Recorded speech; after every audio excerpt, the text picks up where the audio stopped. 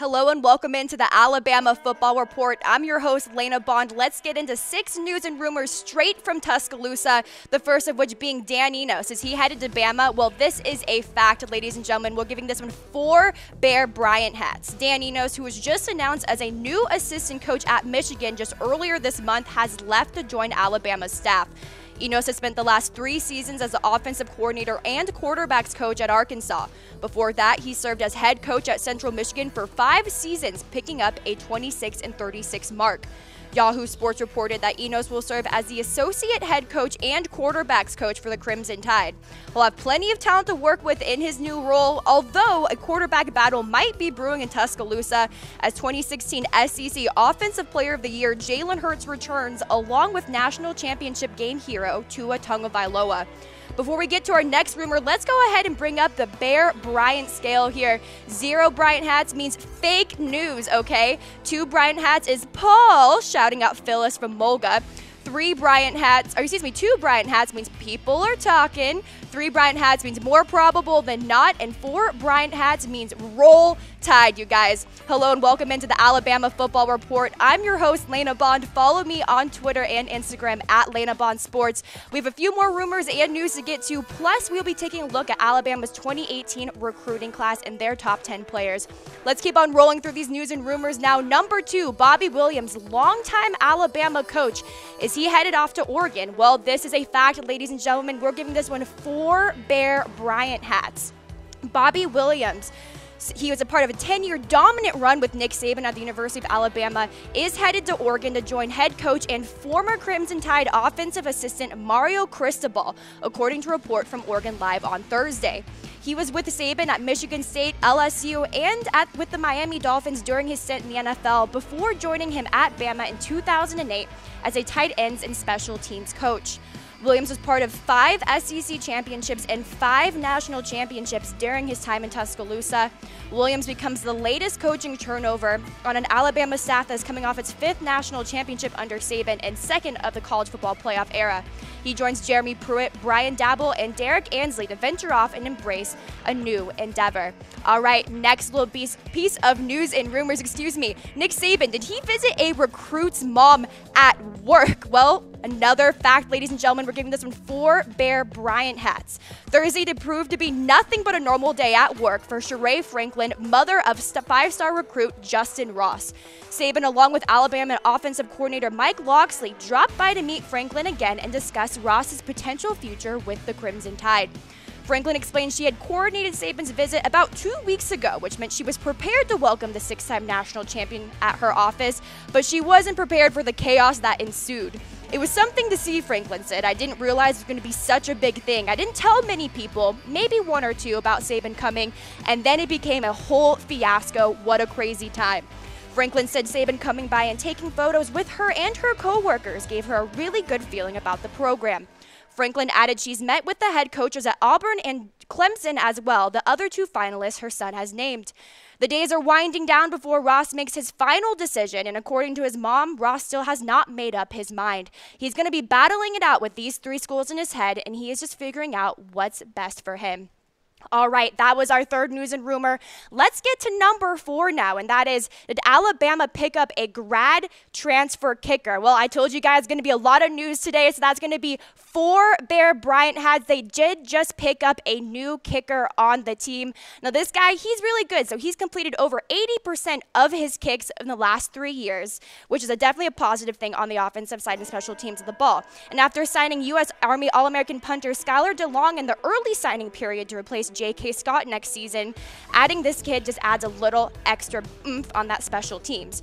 Jones informed that special teams coordinator Jeff Banks and head coach Nick Saban during his visit that the Tide was his choice, number 1 choice at that. It's done, he told Bama Online. Bama's the place I want to be. Well, who doesn't want to be there? After receiving his release papers from Temple, Jones attended the Coles kicking camp in Orlando, after which Banks reached out and invited him to the capstone for his visit. It was awesome, Jones said of the trip. The facilities were unreal, people were so nice, and it was just a very good experience. Several other schools, including Baylor, whose staff coach Jones early in his career with the Owls, reached out to gauge his interest, but ultimately the allure of Alabama won out. All right, number 5 on our news and rumors list. Mack Wilson, is he going to be the best linebacker in 2018? Well, he sure seems to think so. We're giving this one 2 Bear Bryant hats. People are talking about it, but mainly him, because he, being fully healthy going into the spring, has set a goal for himself upon entering his junior season. Along with the goal, 6'2" linebacker took to social media and making a bold declaration that would cause a smile to come on Reuben Foster's face. "I am the best linebacker in the country," he said. Hashtag Dick Buttkiss, hashtag junior year, money year. Despite suffering a foot injury, Wilson had somewhat of a breakout sophomore year, totaling 40 tackles, 2.5 tackles for a loss, 4 quarterback hurries, 2 pass breakups, and 4 interceptions, which was a team high, and a defensive touchdown. He secured a pick off the arm of Clemson's quarterback Kelly Bryant in the All-State Sugar Bowl and returned it for a score in the 3rd quarter. Since the award was first presented in 1985, Derek Thomas, Rolando McClain, CJ Mosley, and Reuben Foster represent the Tide as winners of the Dick Buttkiss Award, which is presented annually to college football's top linebacker. All right, guys, last little bit of news and rumors we have for you. Nick Saban, does he have the sickest dance moves in all of college football? Well, I am giving him 4 Bear Bryant hats for this one. It is a fact. Roll Tide. Well, at least I'm giving him 4 Bear Bryant hats for efforts. Let me start off saying, no matter how many top players and coaches Nick Saban seems to lose at Alabama after each national championship winning season, the Crimson Tide still remains one of the best team in the sport year after year. But people always wonder, why? How does he do it? How does he always get such a top recruiting class? Well, I think I may have found the answer over the weekend when Alabama recruit Eddie Smith, who filmed Saban displaying some sick dad dance moves. Let's take a look. Look at him go. So Saban, this is just a 3-star recruit that he's doing this for. So it makes me wonder, what has Saban done for previous 5-star or even 4-star recruits in the past? But surely, I'm sure Eddie Smith's parents really, really appreciated Saban's moves and all of the hospitality he showed them during their visit in Alabama. So what do you guys think? I surely think that Saban has some great moves, and this is surely not the first time Saban has danced with a recruit. I absolutely love that man and the energy that he brings to this program. All right, guys. That was our 6th bit of news and rumors, and I told you we will be taking a look at the top 10 players in Alabama's 2018 recruiting class. So let's take it to number 10, and this is Xavier Williams. Now, this kid is a total stud. He's a wide receiver out of Florida. He's a 4-star, and he's the 143rd ranked prospect in the nation. He's 6'1", 190, which is a pretty decent size. He also runs a 4.6 40. The 4-star recruit was also heavily recruited by the U, but Mike Locksley and his crew locked him in for 2018. Let's take a look at our next recruit now, and that's Tommy Brown, the guard out of California. And he played at modern day, the NFL powerhouse. Brown is considered the 4th best player in his position for the class of 2018, and at 6'7", he is sure to make an immediate impact on that dominant Bama line. All right, coming in at number 8 now, we have Cameron Latu, so the weak side defensive end, and he's coming out of Utah, and he is the number 1 recruit coming out of Utah, and look at that flow. How can you not love it? So like I said, weak side defensive end, he's the 3rd best player in the state, and the 7th best player in his position for the class of 2018. Moving on, at number 7, we have Emil Ekiyor. So he is a center from Indianapolis, Indiana, and he is the best player coming out of his state. Now, he was originally a Michigan commit, but flipped to the Crimson Tide back in late October, and he is the 3rd best center in the class of 2018. Coming in at number 6, we have Josh Jobe, the 4-star cornerback out of Connecticut. Jobe is the best player coming out of the state, is ranked number 4 among all corners, as if that Bama defense couldn't get any scarier. All right, guys, that was your bottom half of the top 10. Let's take it to the front half now. Coming in at number 5, we have Jordan Davis, another defensive end, and he's a weak side defensive end.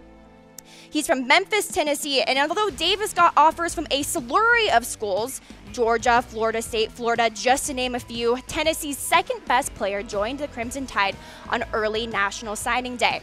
All right, let's take it to number 4. We have Alabama's 2nd best prospect, Jalen Armour Davis, the 4-star corner from Mobile, Alabama. Despite having a really, really awesome name, Jalen also has great size, coming in at 6'1", 190.